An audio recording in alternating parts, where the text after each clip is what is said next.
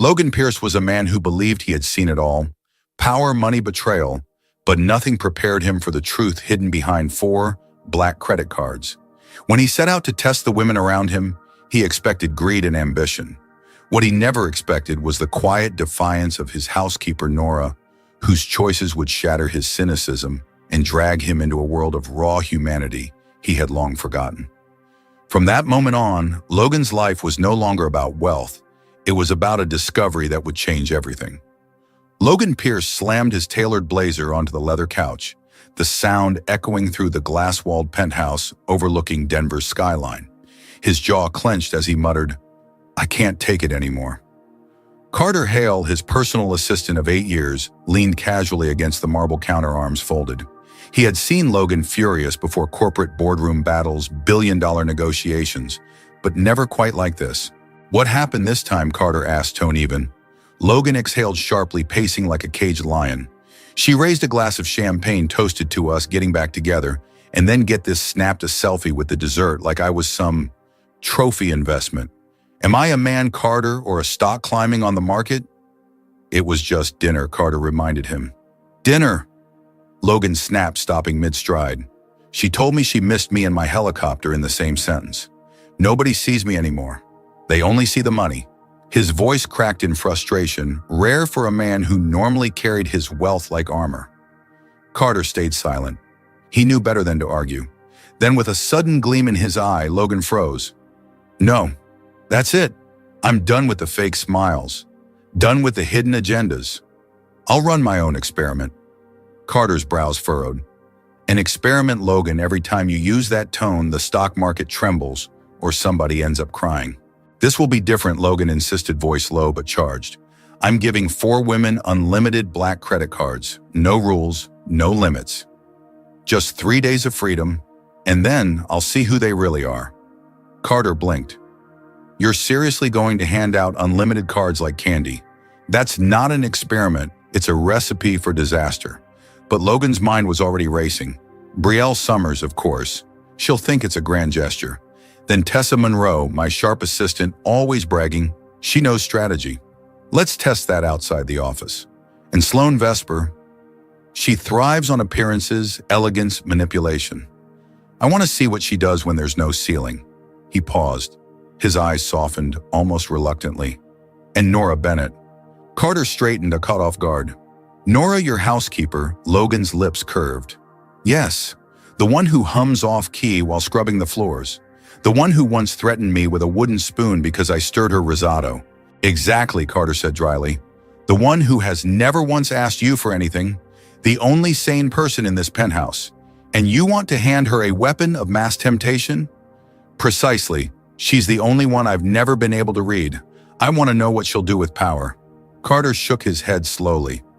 "Logan, this isn't bold. This is reckless." But the next morning, the black envelopes were already on the mahogany desk, names written in silver ink like a king plotting a chessboard. Brielle was first. She strolled in wearing a designer dress that screamed, "Watch me," her heels clicking across the marble. Logan handed her the envelope with an almost casual smile. "Is this a breakup present or a reconciliation bribe?" she teased. Neither, Logan replied. "It's yours for 3 days. No limit." Her lips curved into a self-satisfied grin. "Finally admitting I'm priceless, huh?" She left with the card gleaming between her manicured fingers. Tessa Monroe arrived next, crisp blazer-sharp posture, tablet in hand, as if she was already late to a board meeting. She raised an eyebrow at the envelope. "You're not dying, are you?" "Not yet," Logan replied dryly. "Consider it a gift. 3 days. Use it however you see fit." She nodded, hiding ambition behind professionalism, and left with quiet determination. Then came Sloane Vesper, draped in couture like a magazine cover, sunglasses indoors, though it was barely 10 a.m. She eyed the card with suspicion. "Some kind of trick, Logan." "Not at all," he said smoothly. 3 days. Spend it however you like." Her smirk revealed she already had a plan.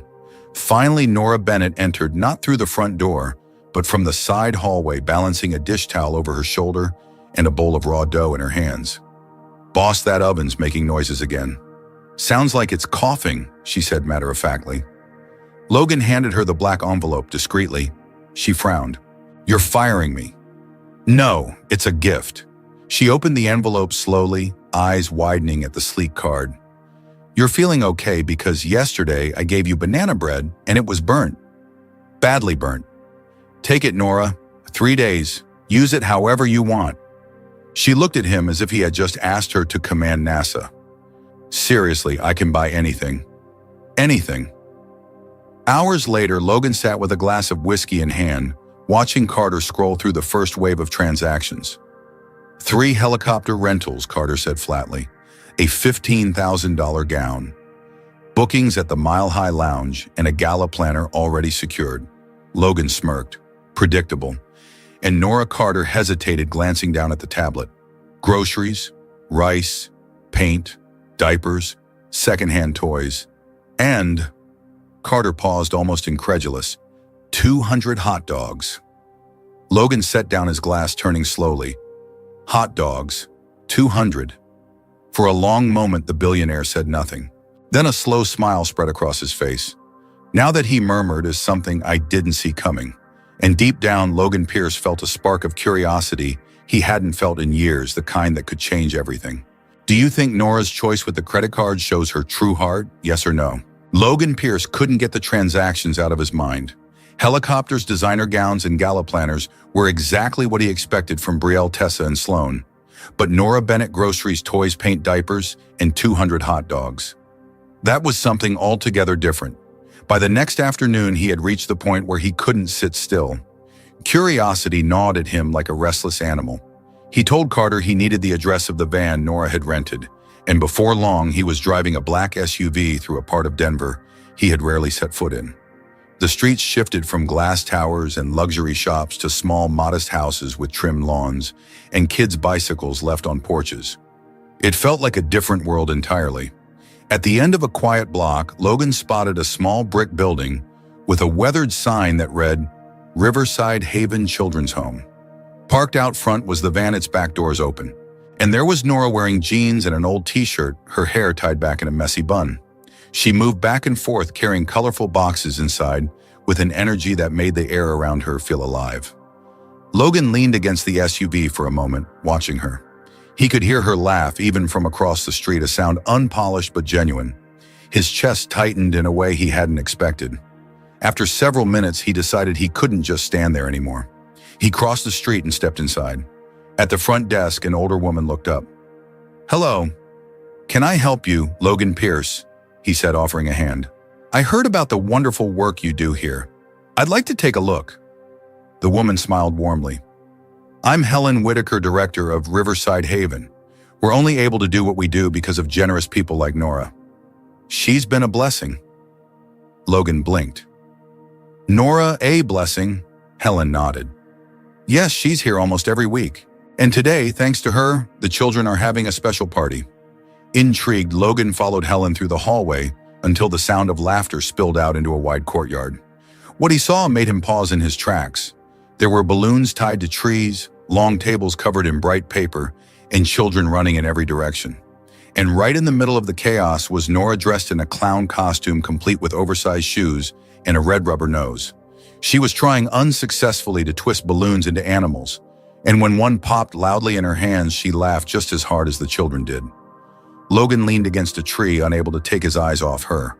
He had seen people fight for his attention, his wealth, his influence, but he had never seen someone give so freely of themselves for nothing in return. Nora knelt beside a little girl who had scraped her knee, pulling out a colorful bandage from her bag. This one's magic, Nora whispered. It makes you heal faster, but only if you do 3 hops after I put it on. The girl giggled through her tears and jumped 3 times, suddenly convinced she was invincible. Something inside Logan cracked open. He wasn't sure if it was admiration, guilt, or something much deeper. For the first time in years, he felt like he was seeing what real humanity looked like. After a while, Nora spotted him. She froze mid-step, her red nose dangling around her neck. Mr. Pierce. What are you doing here?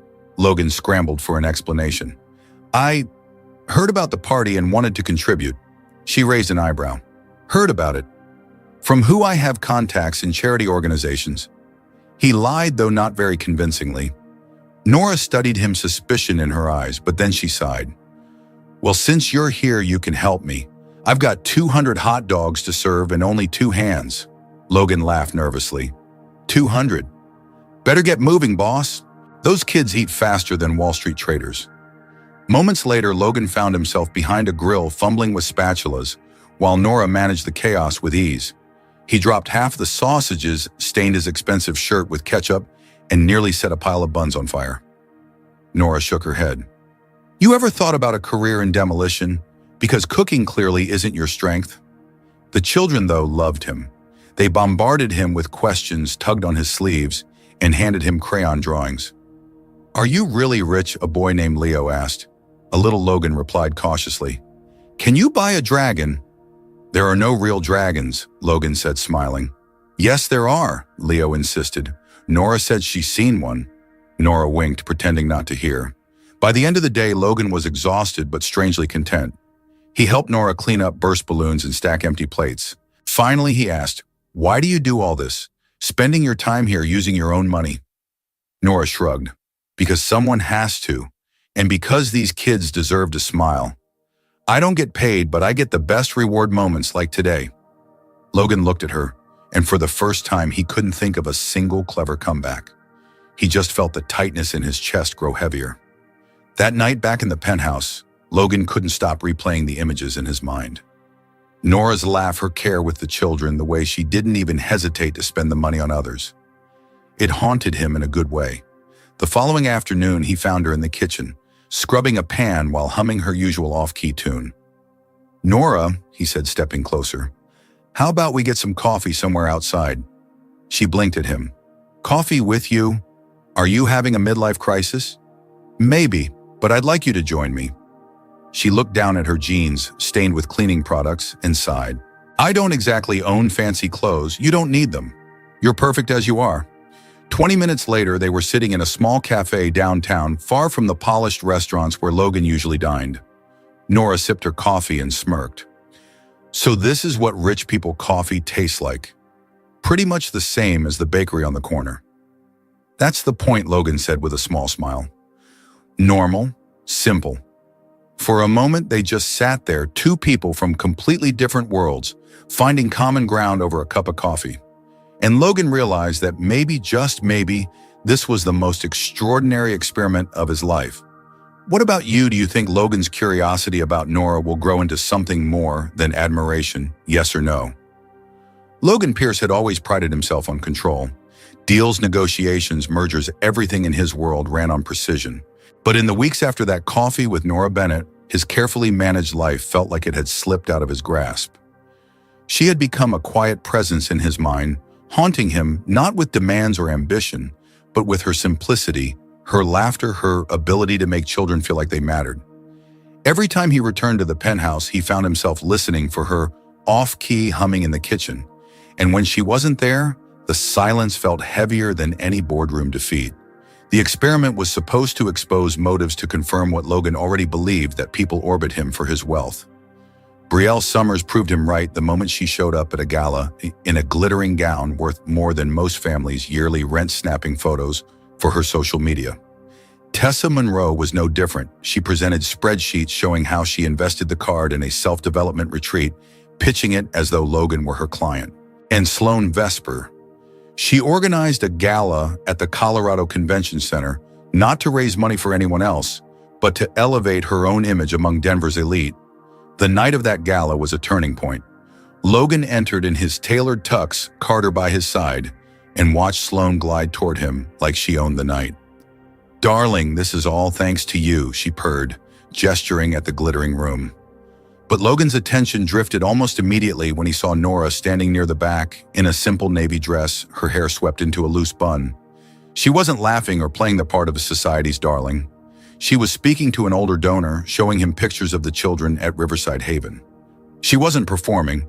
She was persuading with sincerity, her eyes bright with passion. Logan excused himself from Sloane and walked toward Nora. You came, he said, surprised. I almost didn't, Nora admitted. But Helen thought it would be good for the kids if I helped represent Riverside Haven.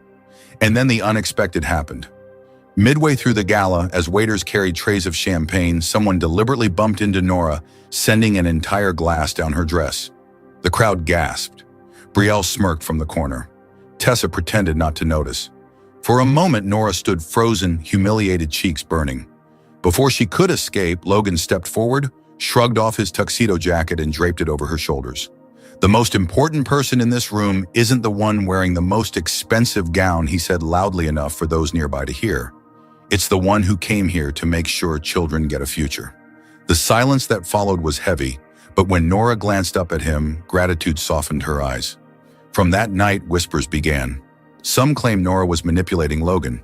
Others said Logan had finally lost his mind choosing a housekeeper over Denver's most powerful women. But Logan didn't care. For the first time in years, he felt like he had found something real. The backlash came swiftly. Days later, a scandal erupted when documents circulated accusing Nora of embezzling funds from Riverside Haven. Photos of her using the black card were taken out of context, twisted into a story of greed. Headlines splashed across local news: billionaire's housekeeper caught in charity scandal. Investors called Logan demanding explanations.